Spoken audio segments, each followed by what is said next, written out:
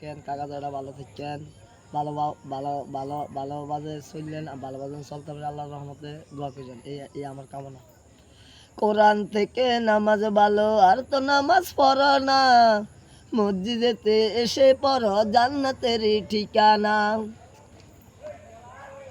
আউযু বিল্লাহি মিনাশ শাইতানির রাজিম, বিসমিল্লাহির রহমানির রহিম।